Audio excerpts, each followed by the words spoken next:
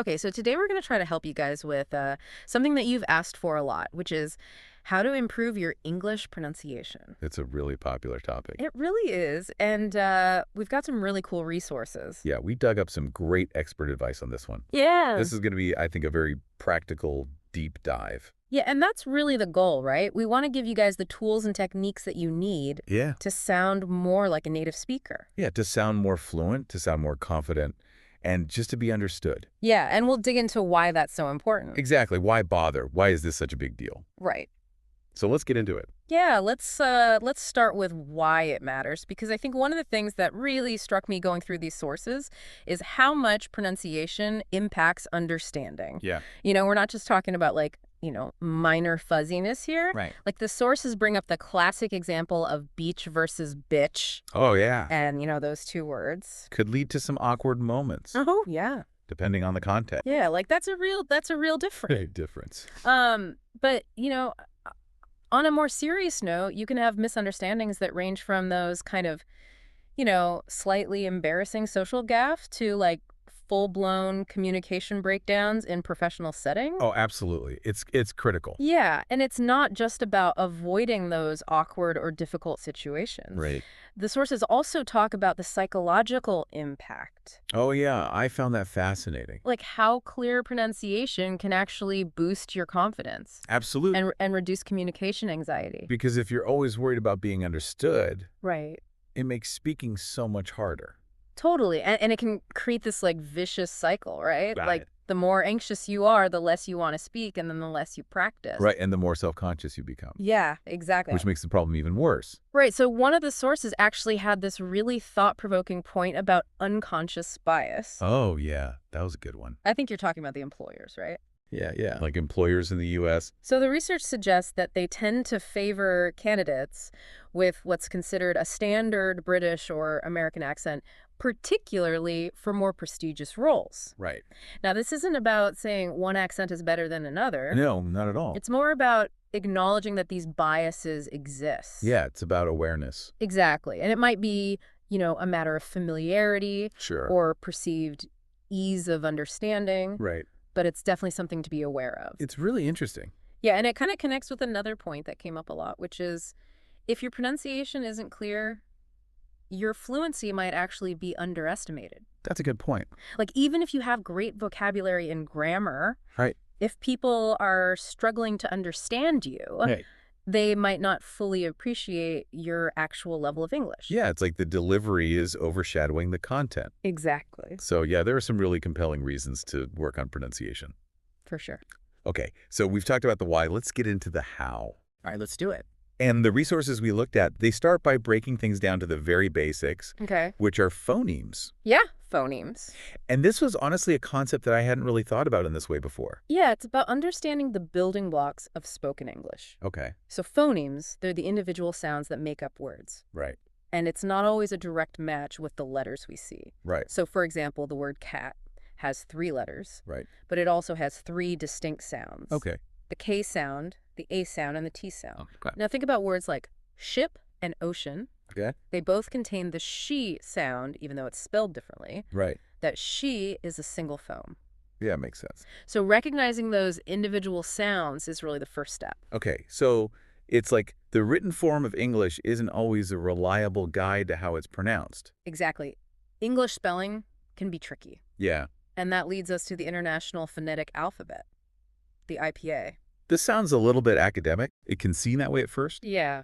but it's basically a standardized system for representing the pronunciation of words. Okay. It was developed back in the 19th century, and it assigns a unique symbol to every single sound in every language, Wow. including English. So it covers all the nuances. All the subtleties, yeah. Uh-huh.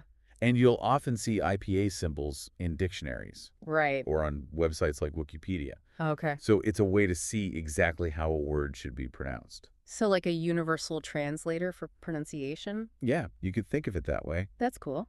But, and this is important, you don't need to be fluent in IPA to improve your pronunciation. Okay, good. It's a great tool, Sure. but it's not essential. Okay, that's good to know because it seemed a little intimidating. Yeah, it can be. So what is essential then? Well, the sources all agree that paying attention to phonetic transcriptions is crucial. Okay, so that's like the more practical approach. Exactly. Right. Yeah. Because as we've seen, words with very similar spellings can sound totally different. Right? Like the thought through. Exactly. Yeah. So guessing based on spelling alone Yeah. can lead to mistakes Right. and reinforce bad habits. So whenever you're learning a new word, check the phonetic transcription. Yeah, make it a habit. And the sources actually give us some good resources for that. Oh, yeah. They recommend dictionary.com for American English pronunciations Right. and dictionary.cambridge.org for British English. Perfect. So we've got our tools. We're equipped. Okay, so now we need to train our ears, right? Yes, listening is so important. And the sources really emphasize that it's about more than just having English playing in the background. Right. It's about active listening. Yeah, like really paying attention to the sounds and the rhythms. Exactly. And they specifically recommend listening to English language podcasts. Podcasts are fantastic for this. Yeah. Because they're often very conversational. Right. It's like real people talking. Yeah. You get to hear all those natural speech patterns and the little nuances that you might not find in more formal recordings. Right. So it's like a more authentic representation of how English is actually spoken. Exactly. Cool. And there was another tip that I thought was really clever. Oh, what was that? Using half-speed playback on platforms like YouTube. Oh, that's a good one. Right, because it lets you really break down the sounds. It slows everything down. Yeah. So you can focus on the details. Yeah, and you can really hear those individual sounds and get a better sense of the accents. Yeah, it's a great way to train your ear. Okay, so we're training our ears, we're learning about sounds. What about actually speaking? All right, let's talk about that. So one of the first pieces of advice is pretty simple, actually. Excellent. Speak slowly. Which might seem counterintuitive. Yeah, if you're trying to sound fluent, Right. why would you slow down? But the logic is that it gives you time to think about the pronunciation, Exactly. like to consciously apply what you're learning.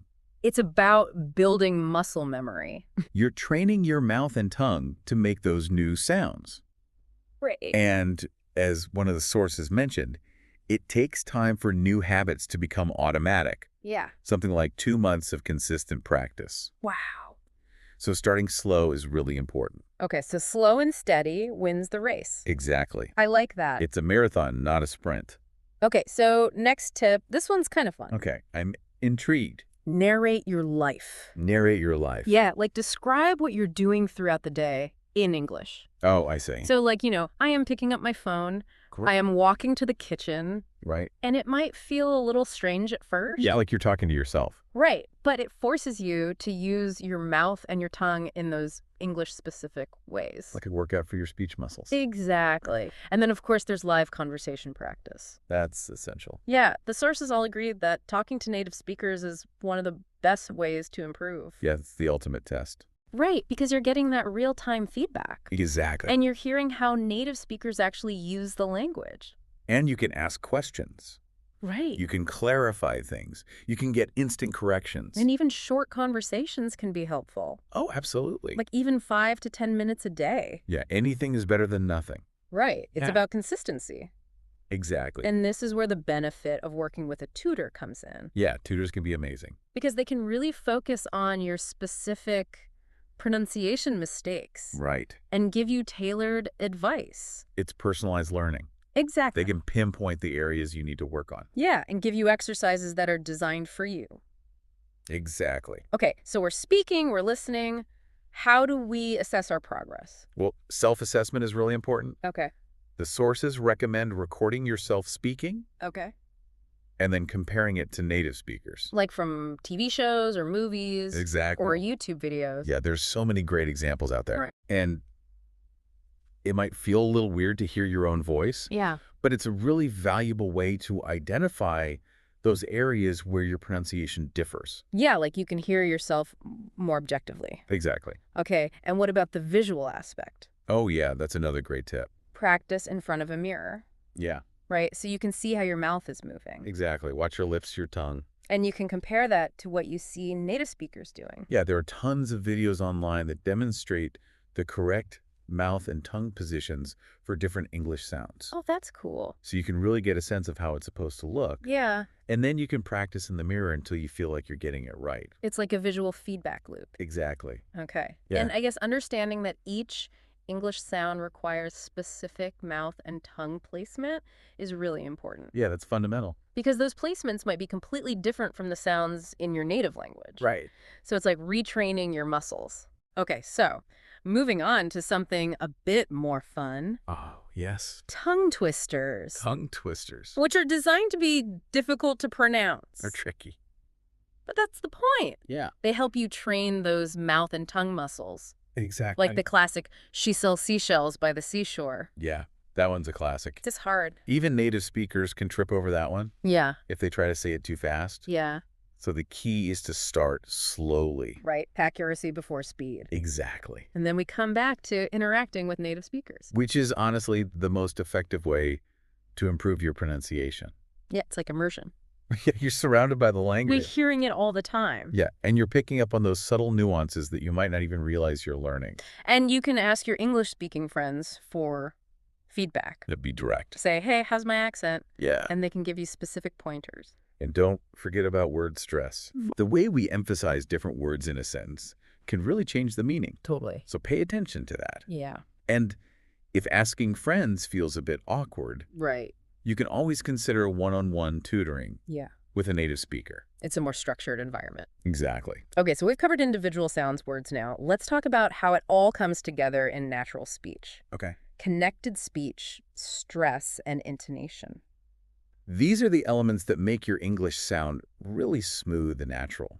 Okay. So connected speech refers to how we link words together. Okay. Like, do you want to go? Often becomes, do you want to go? Right. It's about those little shortcuts and blends. Yeah, and stress and intonation are so important. Absolutely. Like, the sources gave the example of, I didn't say he stole the money, Right. versus I didn't say he stole the money. Totally different meaning. Yeah, just by changing the emphasis. And intonation is all about the rise and fall of your voice. Right. It adds emotion and emphasis. So listening to and mimicking the intonation of native speakers is really important. It's crucial. Okay, and finally, there's the shadowing technique. Ah, shadowing. This one sounds really cool. Yeah, it's a great technique. So you basically repeat phrases or sentences immediately after you hear them. Exactly. So you're focusing on the rhythm, the intonation, the connected speech. It's all about mimicking those natural patterns. Yeah. Yeah. It's a really effective way to internalize them. Okay, so to recap, because we've covered a lot, Yeah, it's been a deep dive. focus on those phonemes. Those individual sounds, use phonetic transcriptions to make sure you're pronouncing new words correctly. Listen actively to English. Yeah. Speak slowly, especially when you're practicing new sounds. Narrate your life. Love that one. It's a fun one. Yeah. Practice those conversations with native speakers. Yes, as much as possible. Record yourself and compare it to native speakers. Great feedback tool. Understand those mouth and tongue positions. Yeah. Play with tongue twisters. Have some fun. And really pay attention to that connected speech, the stress and the intonation. Those are the keys to sounding natural. So for you, our listener, as you're thinking about all of this, Yeah.